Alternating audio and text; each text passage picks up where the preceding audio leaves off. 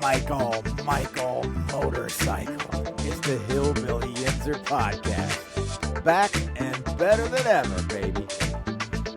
Yo, bucko buddy, how are we doing these fine days? Doing good. Got a lot to talk about tonight. Some familiar topics and some new stuff.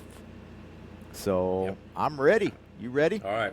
Yeah, I'm ready. So let me kick off real quick. We want to make sure that we acknowledge our podcast sponsor. That is Crawford's Black and Gold.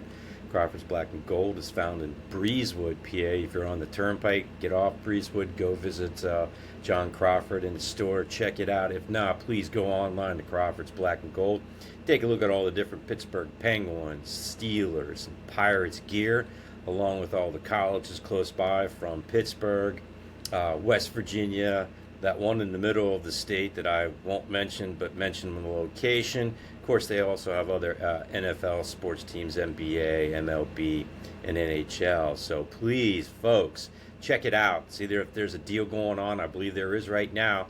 Get online and buy your gear. Woo! John Crawford, we love you. Yeah, next. That's crawfordsgiftshop.com online. But I'm sure if you put Crawford's Black and Gold in your Google machine, it would come up. So, yeah, man, you awesome. You want to hit the prize pack? You want to make a mention? Yeah, we only got a few days left for you to register for the Penguins prize pack. We have one for the Pens, we have one for the Steelers, we have one for the Buccos, but there's only a few days left to register for the Penguins one. You need to do that at our website, HillbillYinzer.com, or you can send an email to podcast@HillbillYinzer.com, or you can just comment on one of the social media platforms or YouTube at the bottom. Say, hey, I'm Joe from Schmoville, Pennsylvania, and I want to be registered for the Pens prize pack.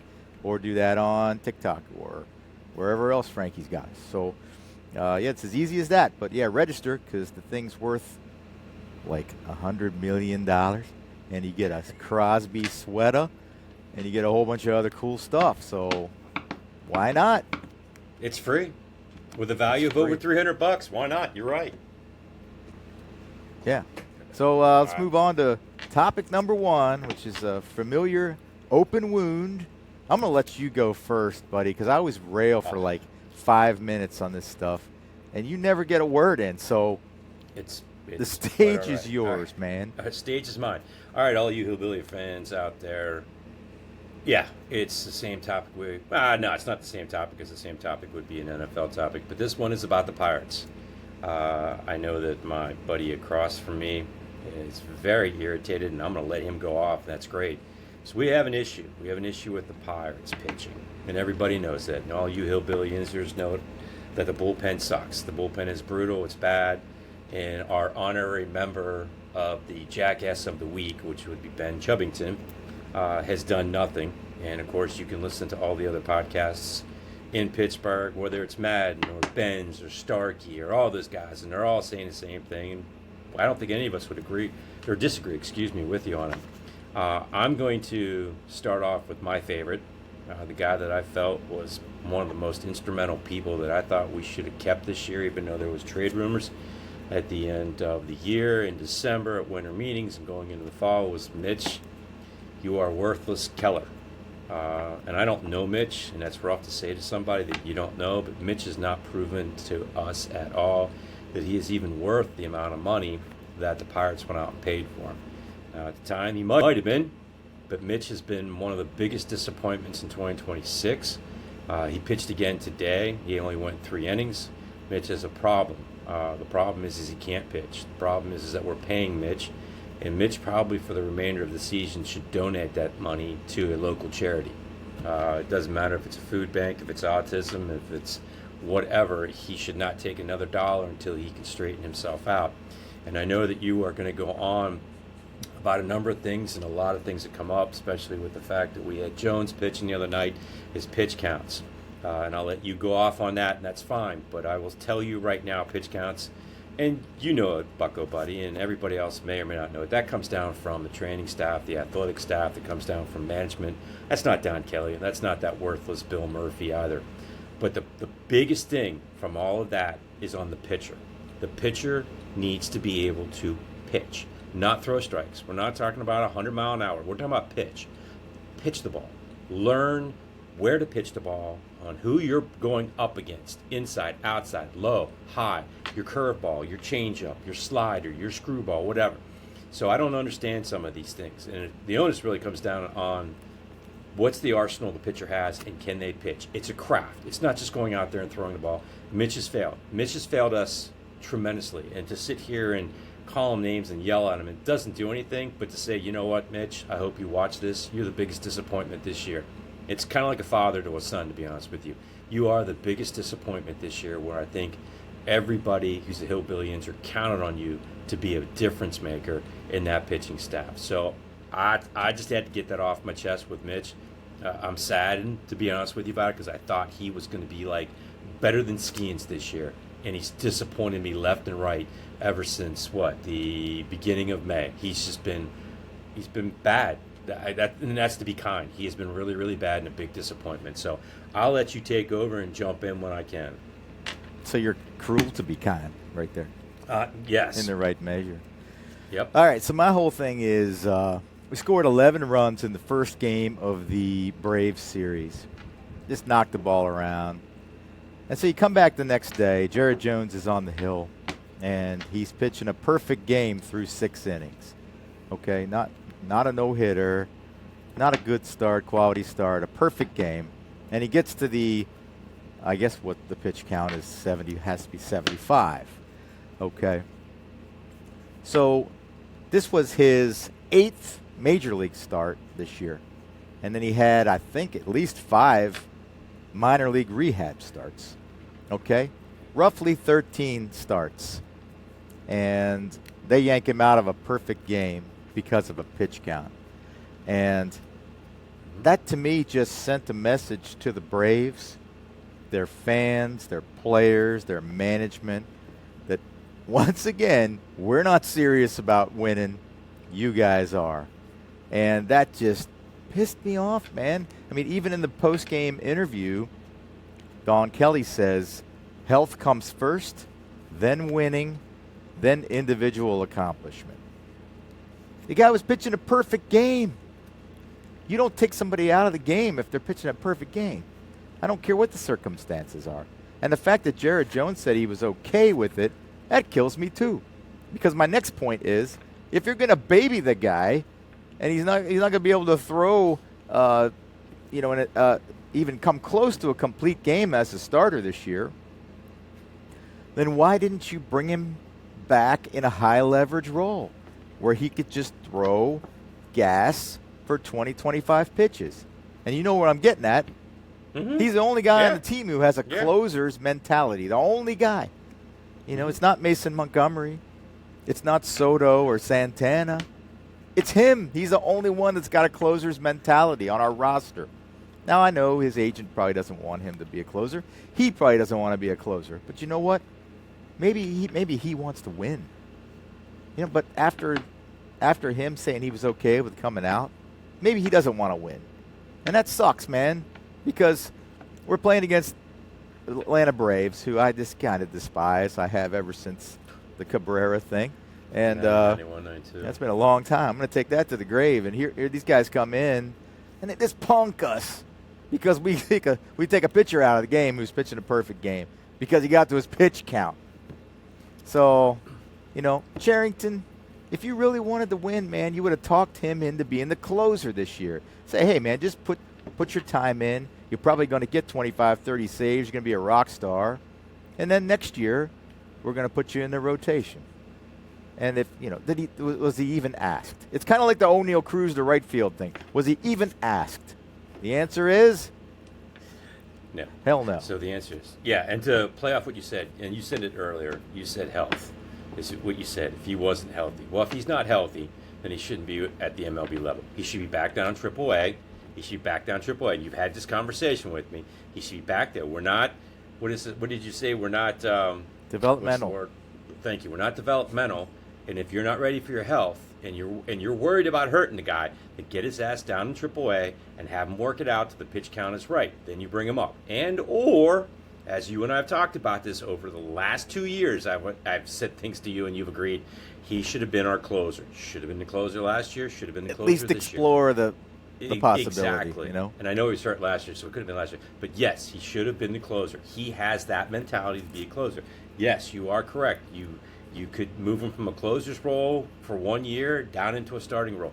And Cherington has no guts. No guts, no glory. He does not make a decision like that. Everything is based on data. They don't think. They react like robots. They don't think. They don't think. They act like, just robots. There's no gut. There's no instinct. There's nothing from them. They may not even be human, to be honest with you.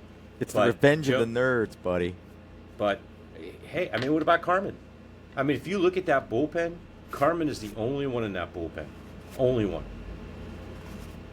Who else? And Carmen pitched the night before with Skeens. So he couldn't come back. I don't know. I guess you could have asked him and said, "Hey, can you pitch after Jones comes out?" Instead of throwing in Montgomery and Soto, who gave up 3 runs, and one of them was a home run to Bart. Wow, what a smack in the ass that one was. That's a kick in the nuts. That frickin' Joey Bart. He got beat by Joey Bart. Frickin' Joey Bart. Oh man. On an 0-2 count. The moron threw the ball, like I say to my wife all the time when we're watching replays in the morning working out. Careful. Watch this. No, I'm just saying working out at Planet Fitness. And, it's going to be right down the middle because that's the highlight. The guy hits the ball out of here. It's just, yeah, they've got a lot of, and again, saying certain words really is an insult to the people who are actually calling. But they are really bad at what they do. Chubbington's bad at finding relief pitchers. Again, does he want to win? Yeah, he probably does, but he's not making any moves, so he's not proving anything to any of us out here. So everybody's barking. He doesn't have anything to do. Or he thinks that, like Ozano or whatever the guy's name is, oh, he's going to come around. He's going to come around. He's going to come around. It'll be September 15th before that dude starts hitting the ball, if he's still playing with the Pirates. It's just bad all around. And Skeens is another one. Yes, Skeens came out and got a victory. While obviously they hit 11 runs for him, but my opinion on Skeens, he's done. And I don't mean he's done like he's hurt. Like people are saying, oh, he's hurt. His velocity is down 95. No, I think he's saving himself. I think he's checked out. I don't think that, he thinks that they can win. He's not worried about winning himself. His last 4 starts maybe, he's given up a home run to 2 home runs each start. I don't think he's in it. I don't think his heart's in it like it was the first 2 years. I think he's proved himself, and it's now a matter of the new MLB, what's the word I'm looking for, contract that comes up, and whether that benefits him or hurts him. And he's got 2 more years. To be honest with you, the Buccos should just freaking trade him. Because they're not going to keep him, and just trade him and get stuff. But don't do it now because you have no idea whether they'll be playing baseball or not next year. But I think personally Paul's done mentally. I think he's checked out. I don't think he's in it. That's my opinion, and I will stick to that right now. Yeah, he hasn't been good, but I think he's working on, being a pitcher, and he's just making mistakes, and everybody makes mistakes. He could rear back and throw more pitches at 100 miles an hour, but he's a smart guy. He doesn't want to tear his elbow up. So, he's not helping us win games by, giving up home runs, though. No. And he's got to be smarter. And everybody says he doesn't want to listen to the pitching coach. Well, again, this is hearsay. He knows what he's doing. He doesn't want any input. Which, again, I would say that's horse shit. Because you should always be open to input. Now, whether you take it and listen and change to it, that's a different story. But you should also obviously listen to the input. Secondly, who's his catcher? Well, it's not Endy anymore because he's back on a DL. Your buddy Hank Davis. Hank Davis, who, again, now's the time to just let Hank go. After this year, Hank's gone. It's Chubbington screwed up again, without a doubt. I don't even know who their other catcher is since they traded Joey frickin' Bart. The Flores kid. Flores. Right. The guy that we got from the Yankees for Bednar, is that correct? Big mofo. Yeah. Okay, and he's doing how well? Yeah. No, he hasn't played. Played like Yes. 2 games. 2 games. So when you look at it, Braxton Ashcroft has been a godsend, to be honest with you. Mitch, again, I can't say anything great about Mitch anymore. I'm bummed out.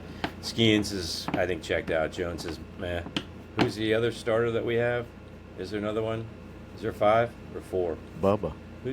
Oh, Jesus, we forgot about Forrest Gump, Bubba. Yeah, Bubba hasn't been... I mean, what's Bubba been doing? Eating shrimp? I mean... Bubba is the one that should be in the minors, working Yeah. on his craft. Well, and here's the thing. Everybody's tired of Chubbington not being able to provide a team that's competitive, so you pushed everybody up. You're pushing everybody out. And if you're doing that now and you have no bullpen, then you might as well let the starters go. And if they get blown up, they get blown up. What's the point? Who cares? Who cares?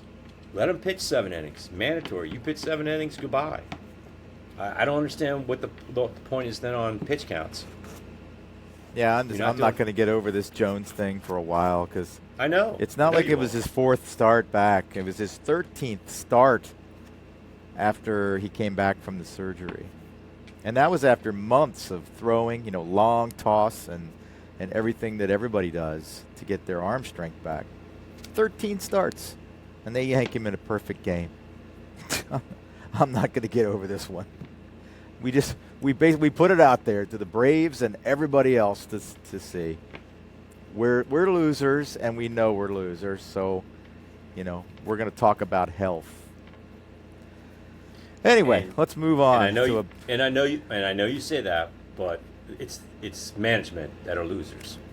I don't want to say the players are losers, but the management is losers because they're the ones that's forcing it straight on down to Kelly. I think 99% yes, but I would have loved for Jared Jones to show the fire that he always shows post-game rather than saying, I understand. I would have loved him just gone off on it, but he didn't. Yeah. And I'm not saying he's a loser. I mean, he's awesome. No, I But get it's you. that just sends him. That's like if you're playing any other sport. We've all played multiple sports, and you're in the middle of a game where you're being ultra competitive, and for some reason, it gets turned off. Like you either just lose it mentally and you commit a foul that you shouldn't, or a turnover that you shouldn't. You lose mental focus just for a minute, and all of a sudden, that game's gone, especially if you're playing against somebody that's better than you. It's the same thing in this game. As soon as that decision was made, that game was over, and you can't tell me that the lumber company was going to come back and score 6 runs that night. I mean, we weren't doing anything. And, this is a night. Doesn't this always happen, too? The night after we scored 11 runs and Ryan O'Hearn has a statue built for him, it didn't look like we were going to get anybody past second base.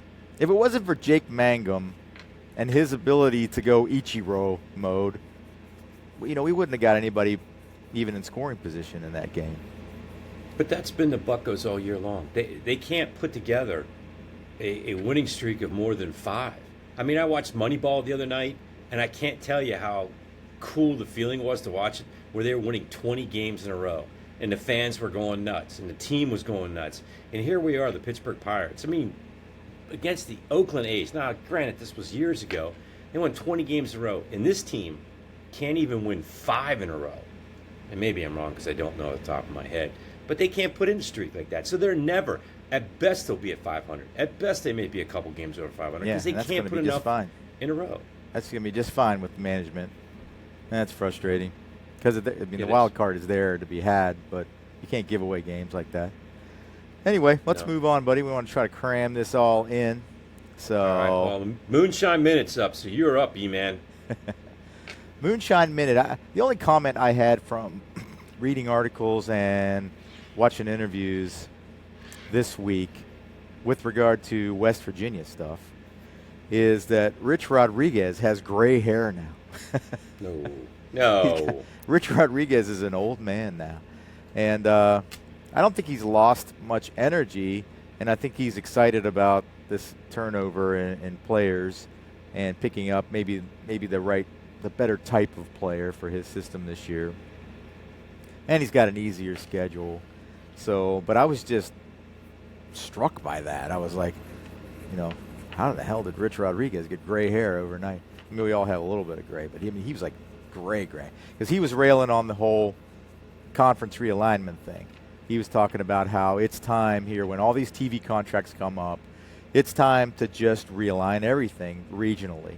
And WVU should be in a conference with Pitt and Cincinnati and North Carolina and Virginia Tech and Louisville, a probably. couple other like regional schools, and they should have a 12-team division, and the winner of that division makes it into a 16-team playoff. And he was talking Perfect. about how easy it would be, and it would be, but as I was watching him, that just struck me.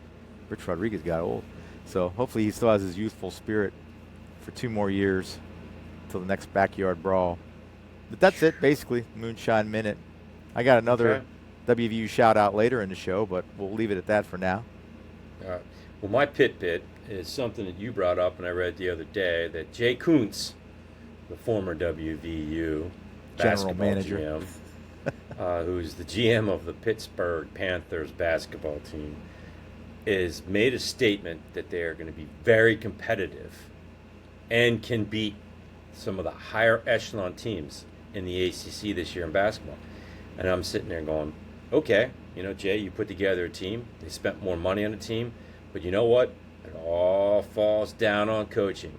And Capel hasn't shown anything yet. So my pit is I have no faith right now in Capel. And all you HillbillYinzers out there that follow the Pitt Panthers, I am not encouraging you to go see basketball yet at the Pete until they prove that they're worthy of your attention and your money. I don't think you just blindly go in and throw money down to watch a team that you have no idea that Capel can even coach, because he hasn't shown it with the players he's had in the past. And I understand that is a different and talented team, but still he has not shown he's been able to take a team anywhere at this moment. So that's my pit for the night. All right, fair enough. Yeah.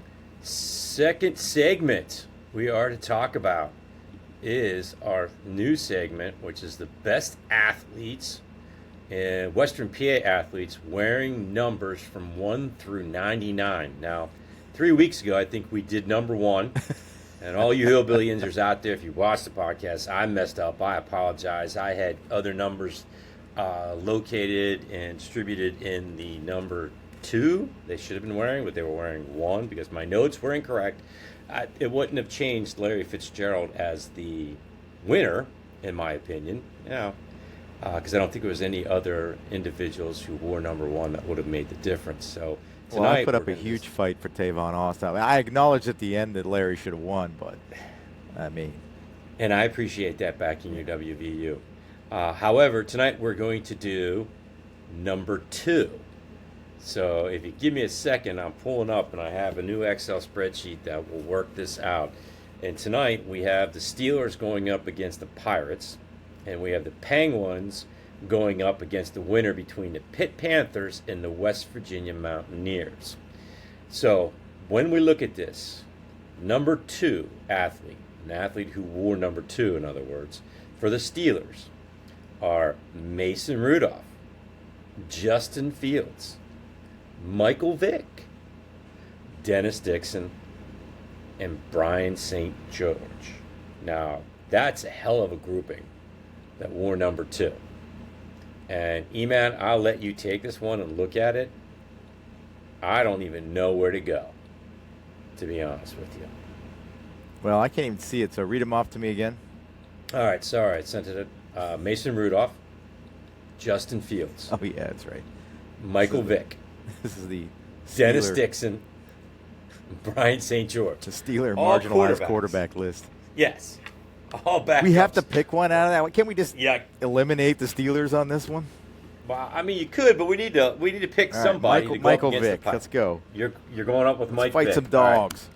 All right. go. So All right. I would admit Mason, but I'll go with you on Vick. He's had more of a better run out than Mason. Yeah, he's Rudolph had a with bit of a the better Steelers. career than Mason to this point. Who knows? Mason might rally. I don't know. All right, the Pirates. This is where I screwed up last time. So the Pirates, best athlete wearing number 2, Jack Wilson is number 2, not 1.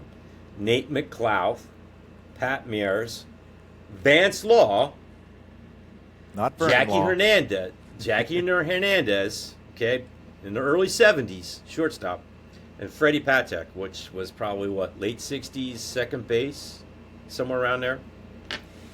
So what do you think? I'm going Jackie Hernandez just because he was the shortstop on a World Series champion team. Wasn't Vance Law in the 60s? Was not. Wasn't Vance Law in the 60s? Vance Law? Yeah. I only know Vern Law. Am I messed up then? Maybe I'm messed up. I'm trying to find my grandmother's ashtray that had the Pittsburgh Pirates 1960s World Series team. I can't seem to find it right now. It's devastating to me right here. Holy shit. Anyway, I don't want to waste our time. All right, well, I'm going Jackie Hernandez. Whether there's a Vance Law or not, I'm going Jackie Hernandez. All right, so I'll follow you on Jackie Hernandez because I would not disagree with you. Jackie Hernandez made his work cut out for him. Okay, Penguins. Jim Peg. I'll help you with the pronunciation. Is it Jim Peg? Peg. Peg. Jim Peg. Chad Roweedle. Chad Roweedle. I got this one. Tim Horton. Then I got Rutger McGarty. And you should be able to pronounce that one. Yeah. He's Irish. Sergei Zubov. Yep. We got Alex Goligoski. And then I think my favorite that I like to say all the time, but can't tell you he's the best, is Ole Mata. You should just get it for that name, number 1. But heck, Swedish guy. I don't know. I think my thought is Sergey. Wasn't Sergey on those 90 teams with? Bam. Okay. Loved watching him play. Sergei Zubov. I'm definitely going with him for the Pens. Okay. That's a good list, though. It's a little better than the Steeler quarterback list. Oh, my God, yes. Now, do we want to do the Mountaineers first, or do we want to do the Panthers first? Because this is going to be a fun one to fight about. It doesn't matter. I already know who the WVU one is. Cause, all right, we'll go WVU. WVU. That's fine. All right, so it's a mixture of football and basketball. I'll do basketball or football first. So help me with the names. I got football with the Mountaineers. Dan Kendra.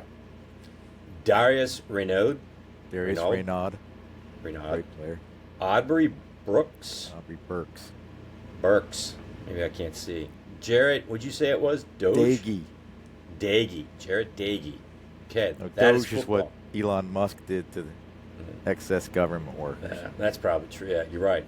So then in basketball, Jalen Bridges, Javon Carter, and Jabari Hines? Jabari, I think. Jabari Hines. So that's the basketball crew. I mean, I don't know much about any of those from the West Virginia Mountaineers, so I'm going to let you fight that one out. It's close between Darius Raynaud and Javon Carter, but I'm going to give it to Javon Carter because the guy's played like 6 or 7 years in the NBA now, and he's a good player. And he was Defensive Player of the Year in college basketball when he was WVU. So Darius Raynaud was a great slot receiver for a couple of years, and he played in the NFL for a couple of years. But definitely Javon Carter wins that. Okay, Javon Carter wins that. So now, and you can please, if you want to jump in at any time, if you know any of these Pitt Panthers. In football, we got Nate Matlack, Kyle Lewis, which was a awesome linebacker this past year and the year before, but we have no idea what the NFL opportunity would be. Maurice French, wide receiver. J.P. Holtz, tight end. Tyler Boyd, wide receiver, hometown boy, NFL.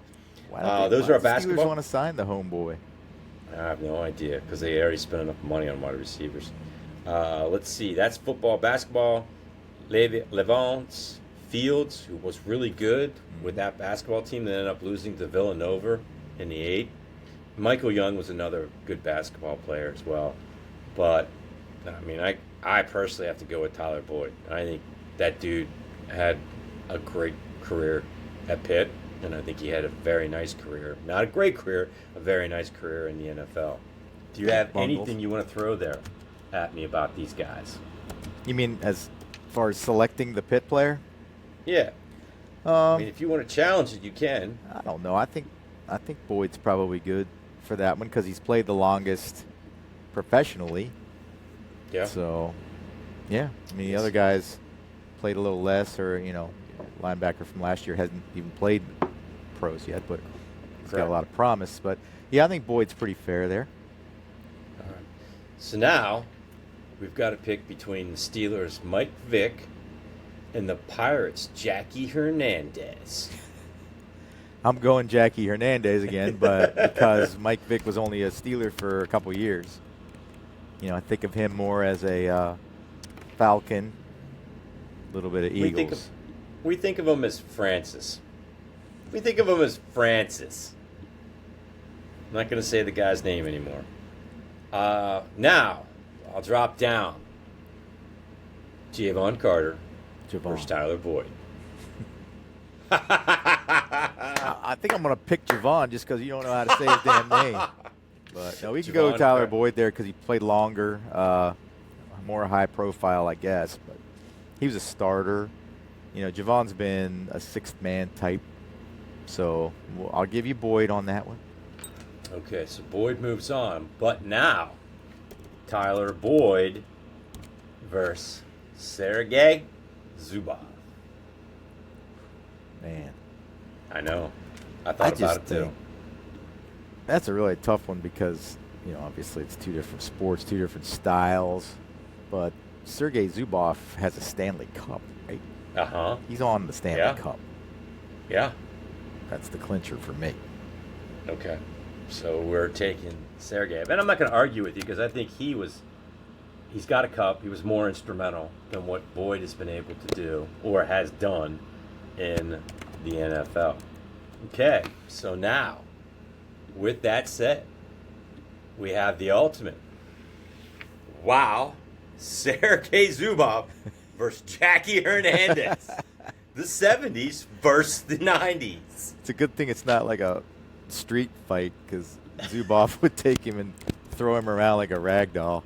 But as far as their contributions, holy shit, man, that's close. Jackie Hernandez has a World Series ring and was just an amazing defensive player and good hitter.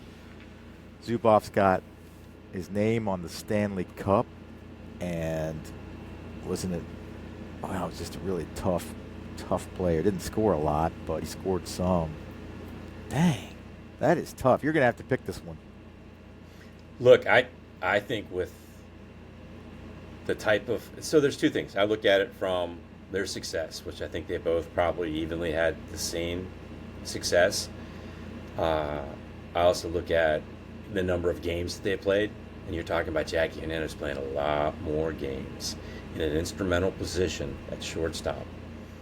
I would go and lean towards Jackie Hernandez over Sergey. Now again, not the analyst that some other podcasters might be out there, but my gut is to pick Jackie Hernandez over Sergey because I don't know. I just think he was a hell of a baseball player.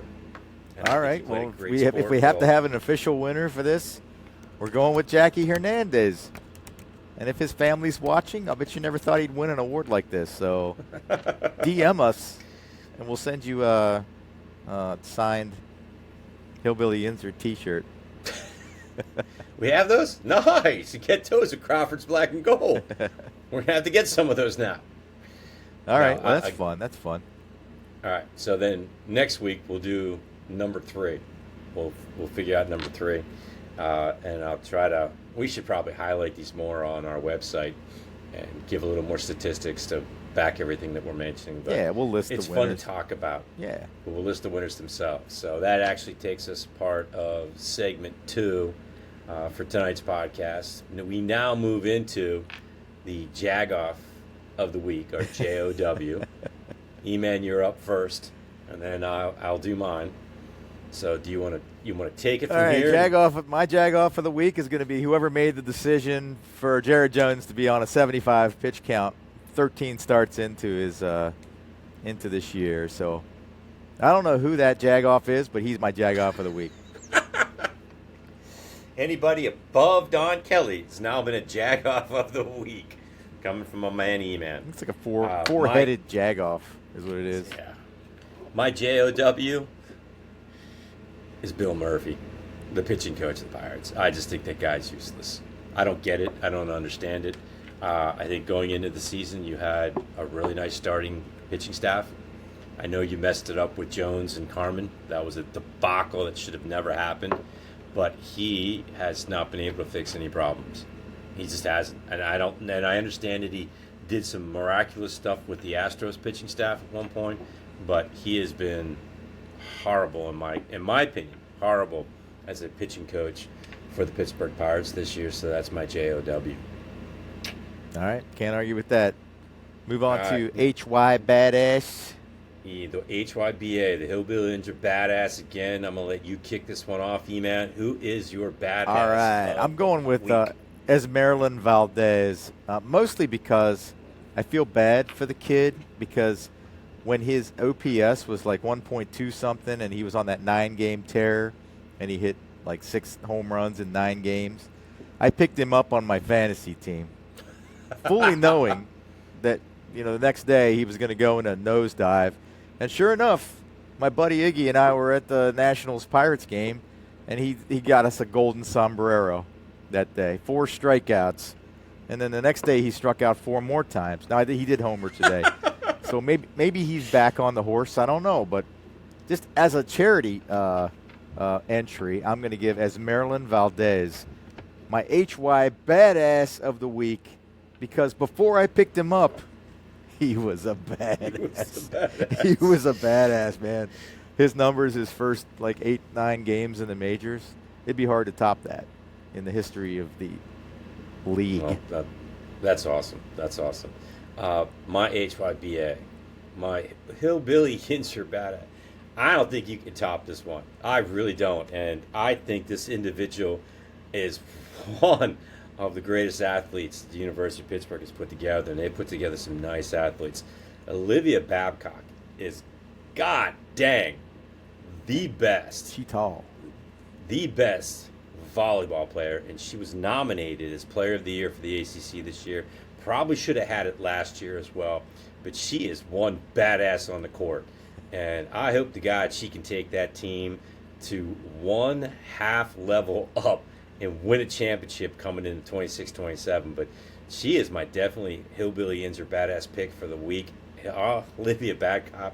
Guys, I hope one day we can have you on this podcast because you are one awesome bloody athlete for the University of Pittsburgh.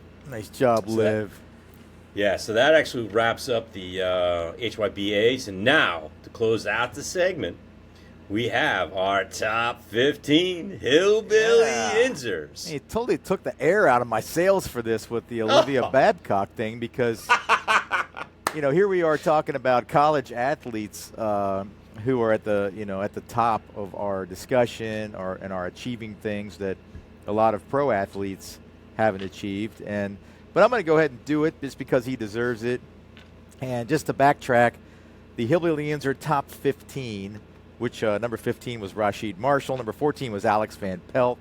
To be on this list, you have to overlap the 2 geographical areas in some way, West Virginia and Western PA. So those 2 guys obviously did that. So here's number 13, and I debated this, bringing in a college kid to this list because there's plenty of people that you could point to that have played professionally and are just above that stature at this point. But I'm going to give it to Gavin Kelly. Gavin Kelly from Pittsburgh Central Catholic High.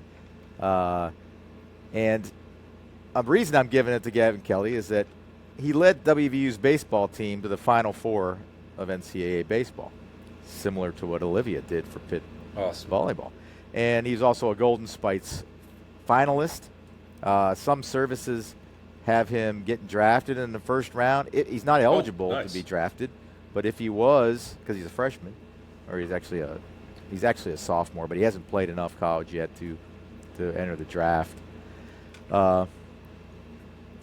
I don't know if he'll still be this good next year, but just an amazing player. And from Pittsburgh. He's playing at WVU. His stats were unbelievable. He was also a great leader. So he's following kind of in J.J. Weatherholt's footsteps, who's also going to be on this list, spoiler alert. And he went to the same high school as the Bulgers, who are also going to be on this list, spoiler alert. So Gavin Kelly is our Hillbilly Yinzer, number 13.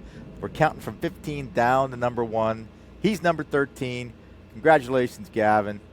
You are the epitome of the Hillbilly Yinzer world. Cheers to you, Gavin. Nice Cheers season. to you, buddy. Congratulations. Awesome. Thanks for coming down the road, not playing for Pitt. Hopefully he'll be with West Virginia next year with the NIL. Yeah, he's already paid. Oh, he's already paid. They already paid. They already wrote him All a right. big fat check. Well, that's good to hear. That kind of wraps up, I think, our segment, our podcast for tonight. Unless you got anything else you want to throw out there before we wrap this puppy up. I got nothing.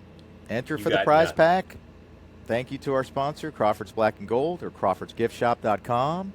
And we'll be back to do another one. Also, check out our YouTube feed because the inaugural edition of Yo Germs is on there, which I think you're all going to enjoy. The topic for that one is I threw out 5 topics to the boys, having them fight over Pittsburgh and Philly.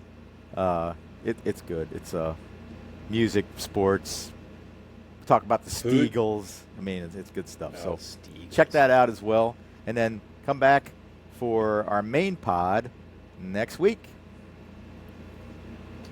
All right, E-Man. Hey, Bucko, buddy, it was good talking to you again, and I look forward to next week's podcast. All right, V. Later. Peace, love, and Frisbees, brother.